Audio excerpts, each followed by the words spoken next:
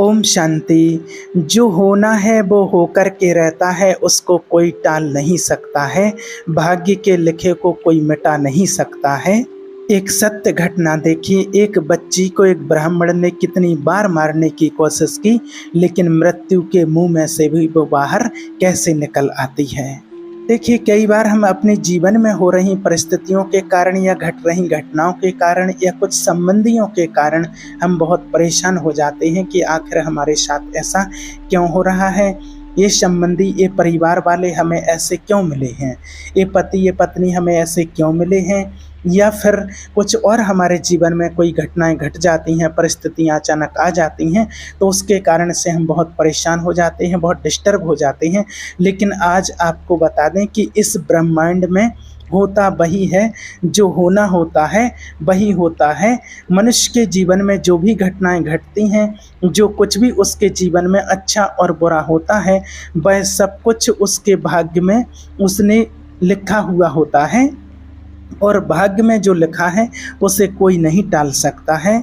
यदि आपके जीवन में सुख लिखा है तो आपको कोई दुख नहीं दे सकता है, और अगर आपके जीवन में दुख लिखा है तो आपको या आपके दुख को कोई बांट नहीं सकता है।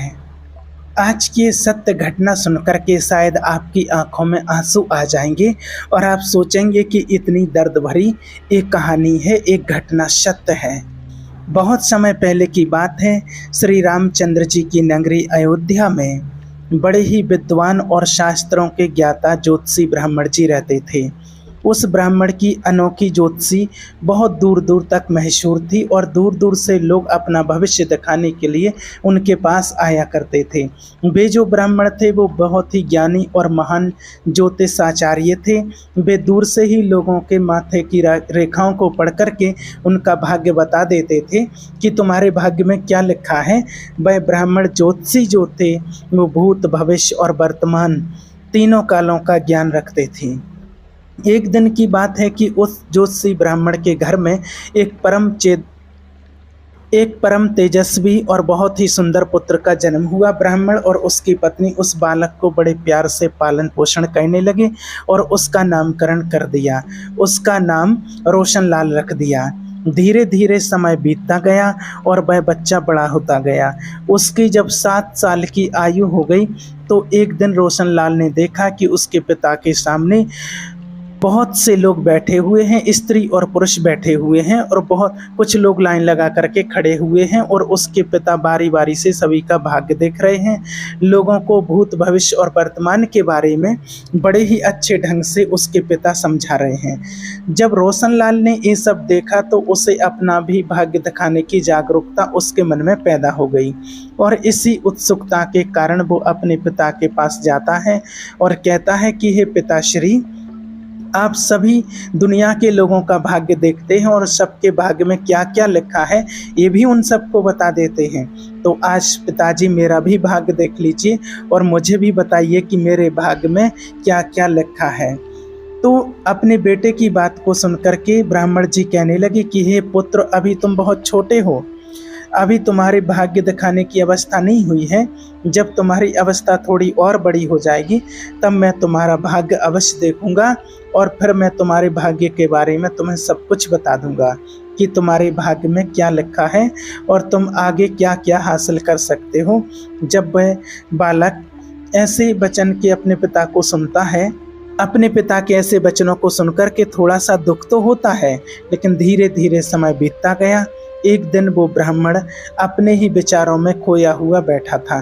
तभी क्या होता है कि वो जो बालक था उनका, वह ब्राह्मण का पुत्र खेलते खेलते और उसके पास पहुंच जाता है और अपने पिता से अपना भाग्य दिखाने की जिद करने लगा।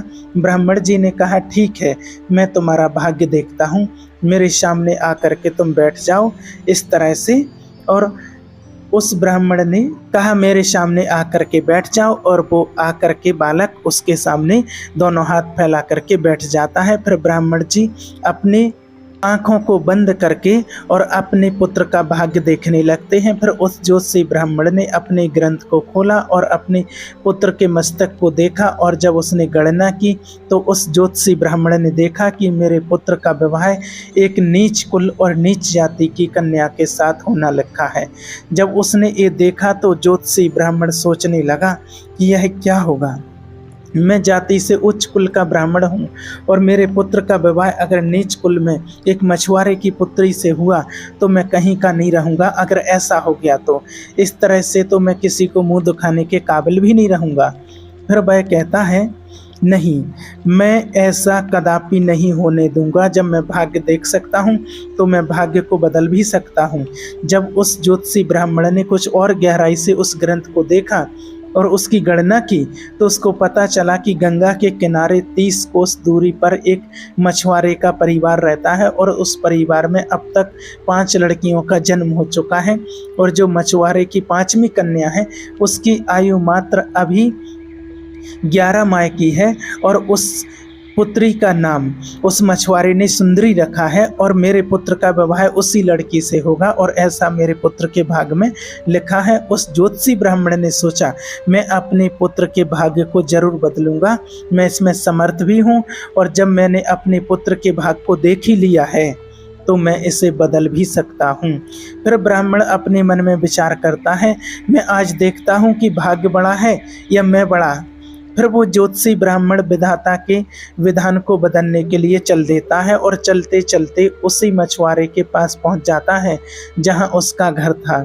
उस मछुआरे ने जब देखा कि अयोध्या के एक महान ज्योतिषी ब्राह्मण उसके दरवाजे पर खड़े हैं तो उस मछुआरे ने उस ज्योतिषी ब्राह्मण को बड़े ही आदर सत्कार के साथ अपने घर के अंदर ले गया और कहा कि मुझ जैसे गरीब की कुटिया में आप पधारे हैं, यह तो हमारे लिए बड़े सौभाग्य की बात है।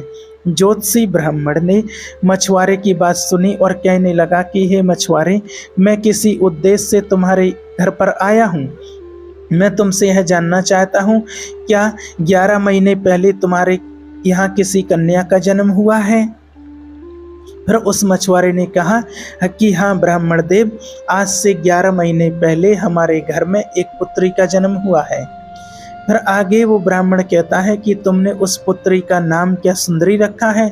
इतने में मछुआरा कहने लगा कि महाराज, आपने बिल्कुल सत्य कहा है, मैंने अपनी पुत्री का नाम सुंदरी रखा है क्योंकि उसके चेहरे का जो तेज है वो चंद्रमा के समान सुंदर है। इतनी रूपवती कन्या है कि आसपास उसके जैसी सुंदरता किसी में भी नहीं है, इसीलिए मैंने उस कन्या का नाम सुंदरी रखा है।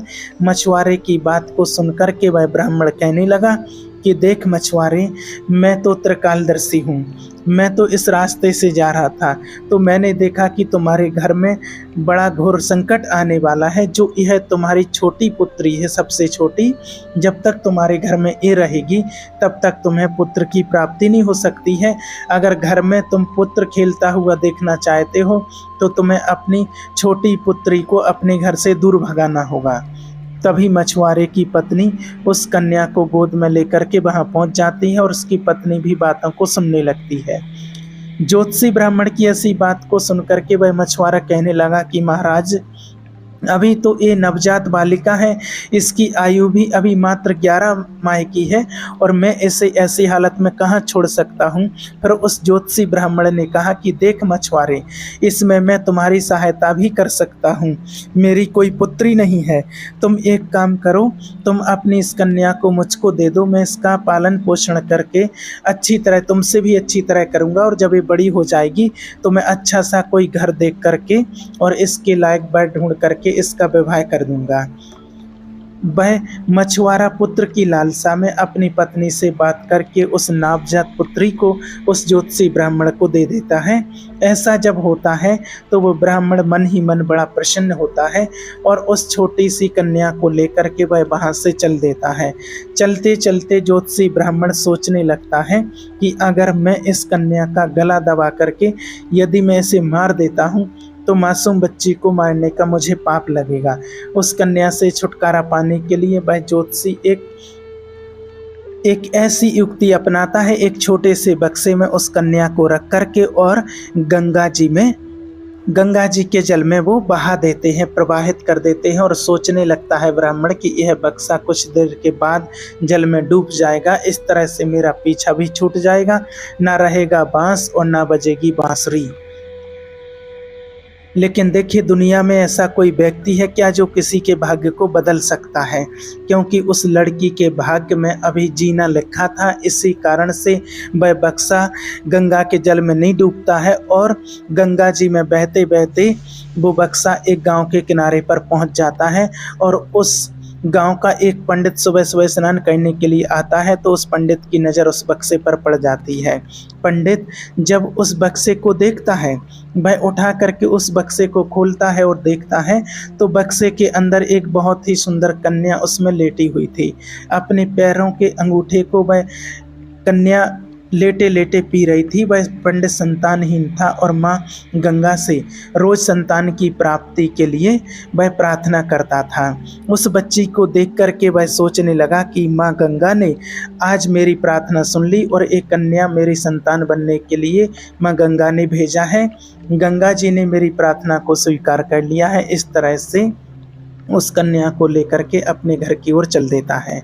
जब वह पंडित अपने घर पहुंचता है और उस कन्या को अपनी पत्नी को दिखाता है तो उसकी पत्नी कहती है कि आप किसकी पुत्री को लेकर के आए? ये बड़ी ही सुंदर और रूपवान पुत्री है। पंडित जी कहने लगे कि माँ गंगा ने हमारी प्रार्थना को सुन लिया है। इतने वर्षों से मैं संतान के लिए माँ गंगा से प्रार्थना कर रहा था और इस कन्या को हमारी संतान के रूप में गंगा माँ ने हमारी झोली में डाल दिया है। आज से यह हमारी इकलौती पुत्री है। हम इसका बड़े अच्छे से लालन पालन करेंगे और अच्छे अच्छे इसको संस्कार देंगे। इसे किसी भी चीज़ की कोई कमी नहीं होने देंगे। इस तरह से वह पंडित और पंडिताइन उस कन्या का पालन पोषण करने लगते हैं। धीरे धीरे समय बीतता गया और समय के साथ वो कन्या बढ़ती गई। जैसे जैसे वो बड़ी होती जाती है वैसे वैसे उसकी सुंदरता बढ़ती गई। वह इतनी सुंदर हो गई कि उसके सामने इंद्र की अप्सराएं भी फीकी पड़ने लगी थीं। जब वह लड़की थोड़ी और बड़ी हुई तो एक दिन पंडितान अपने पति से कहने लगी कि सुनते हो, हमारी बिटिया थोड़ी बड़ी होने लगी है, अब इसके विवाह की उम्र हो चली है, इसलिए कोई अच्छा सा वर ढूंढ करके अपनी बेटी की शादी कर देना चाहिए। पत्नी की बात को सुन करके वो पंडित जी अपनी इकलौती पुत्री के लिए वर ढूंढने के लिए अपने घर से बाहर निकल जाते हैं।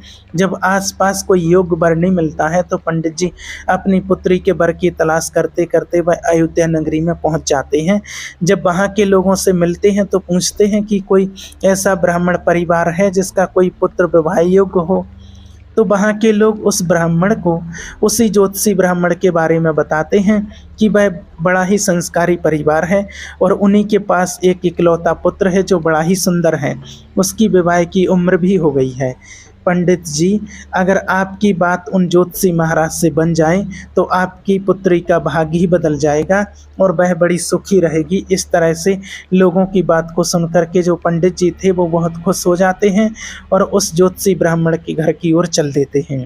जब उसके घर पहुँचे, पंडित जी को देखते, जब उस ज्योतिषी ने देखा तो बड़े ही आदर सत्कार के साथ पंडित जी को अपने घर के अंदर ले गया।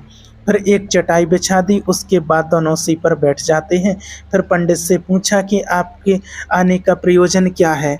उस पंडित ने अपनी पुत्री की सुंदरता के बारे में उससे बताया और कहा कि हमारी इकलौती पुत्री है जो बड़ी ही सुंदर और रूपवती है, उसका विवाह हम आपके पुत्र के साथ करना चाहते हैं। इतना सुनकर के वह ज्योतिषी ब्राह्मण बड़ा खुश होता है कि चलो, मेरे पुत्र के भाग्य में जो लिखा था अब वह बदल चुका है और एक ब्राह्मण अपनी पुत्री की शादी के लिए मेरे पास आया है। वह ज्योतिषी अपने बेटे की शादी उस पंडित की पुत्री के साथ करने को तैयार हो जाता है।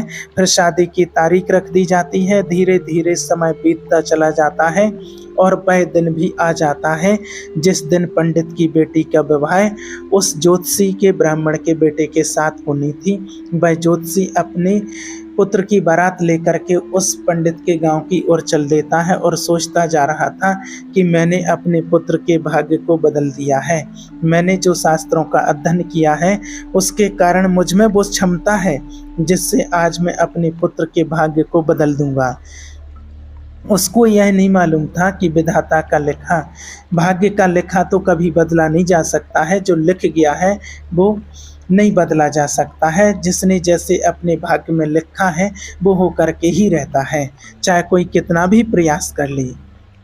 इस तरह संयोग के कारण आज वही मछुआरे की कन्या पंडित की पुत्री बनकर के उस ज्योतिषी ब्राह्मण के साथ विवाह करने के लिए तैयार हो रही थी, जिसे उस ज्योतिषी ब्राह्मण ने पानी में बहा दिया था। उस मछुआरे की कन्या का ज्योतिषी के बेटे के साथ विवाह हो जाता है और वह कन्या ज्योतिषी के घर में आ जाती है।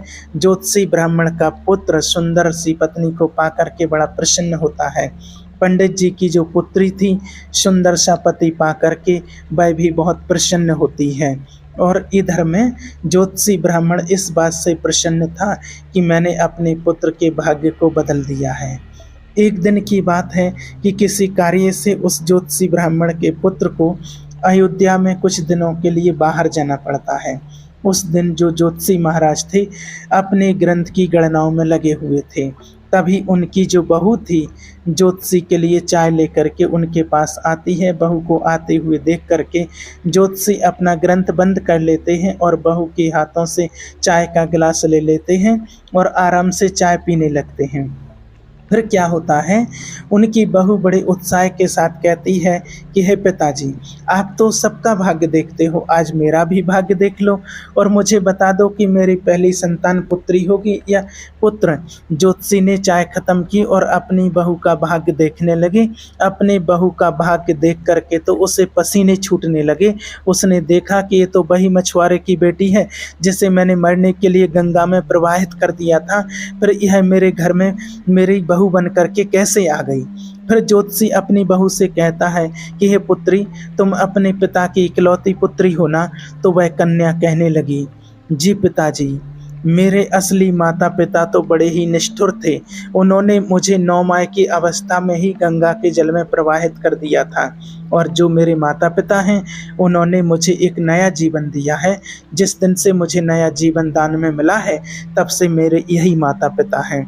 जब उस ज्योतिषी ने इस बात की पुष्टि की कि ये वही मछुआरे की बेटी है तो उससे निजात पाने के लिए उसने एक युक्ति और निकाली। कहने लगा कि बेटी, अगर तुम पहली संतान पुत्र पाना चाहती हो तो तुम्हें मेरे साथ समुद्र के तट पर चलना होगा।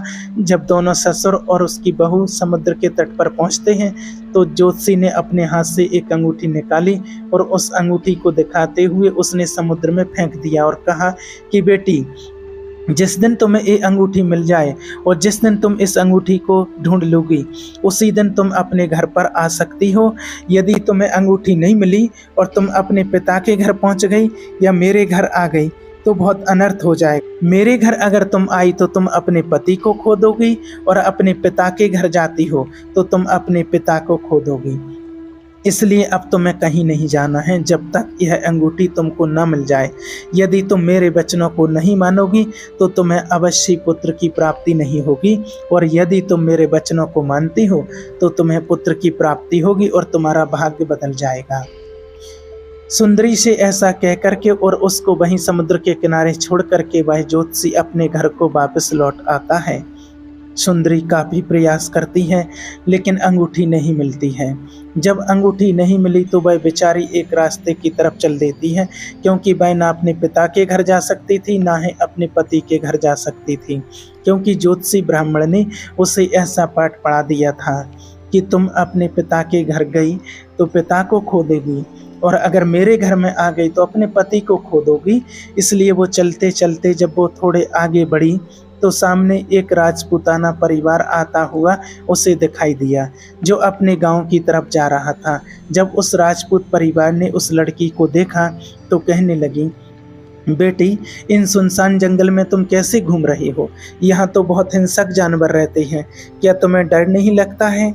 इतना सुनकर के वो सुंदरी कहने लगी कि दादी जी, मैं विपत्ति की मारी हूँ और मेरा कोई नहीं है। उस राजपूत परिवार का जो मुखिया था वह कहने लगा, बेटी, तुम चाहो तो हमारे साथ चल सकती हो। जब सुंदरी ने उसके मुख से इन बातों को सुना तो सुंदरी उनके साथ जाने के लिए बड़ी खुशी खुशी से तैयार हो जाती है। इस तरह से सुंदरी को अपने साथ वो महल में ले गए और फिर उस राजपूत परिवार में अपने घर में खाना बनाने के लिए रख लिया। उस परिवार का जो मुखिया था उस ज्योतिषी ब्राह्मण का बड़ा ही परम मित्र था। और उस ज्योतिषी का बेटा जब वापस घर आया, उसने अपनी पत्नी सुंदरी के बारे में अपने पिता से पूछा तो जो ज्योतिष आचार्य थे उन्होंने झूठ मूठ की कहानी उनको बता दिया कि वह गंगा स्नान करने के लिए जिद करके चली गई थी और वहीं डूब करके वहां मर गई। जब उसके बेटे ने यह सुना तो उसे बड़ा दुख हुआ। उधर राजपूत परिवार जिस गांव में निवास करता था उसी गांव का एक पंडित अपनी लड़की का रिश्ता लेकर के उसी ज्योतिषी ब्राह्मण के घर पहुंच जाता है।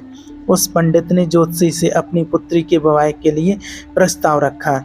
ज्योतिषी उस पंडित से कहा कि हम अपने पुत्र के साथ तुम्हारी पुत्री का विवाह तो कर देंगे, लेकिन विवाह से पहले हम तुम्हारी पुत्री को पहले देखेंगे जरूर, उसके बाद ही हम विवाह करेंगे।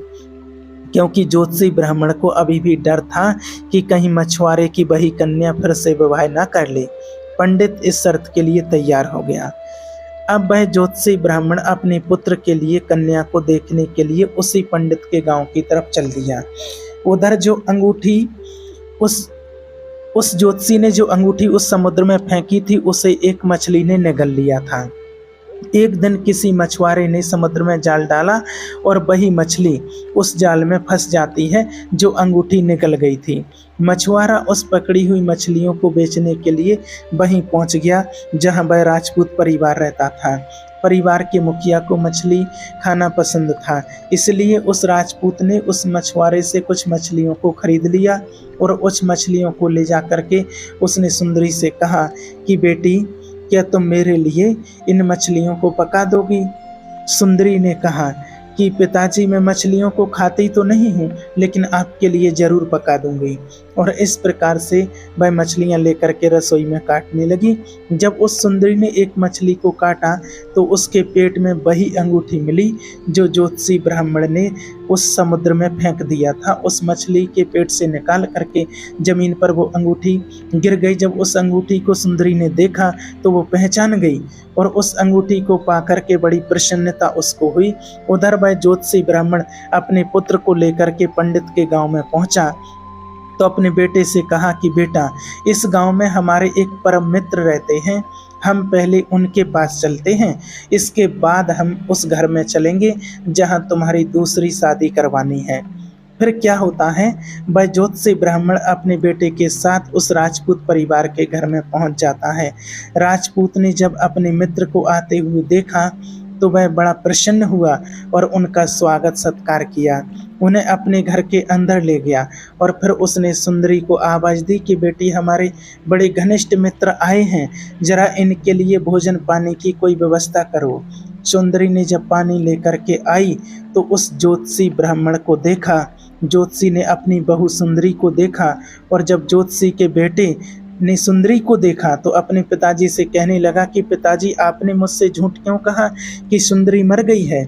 मेरी पत्नी अभी जिंदा है और मेरी पत्नी अभी इसी समय आपके सामने खड़ी है और यह जानते हुए भी मेरा विवाह किसी दूसरी कन्या से करने को कह रहे हैं।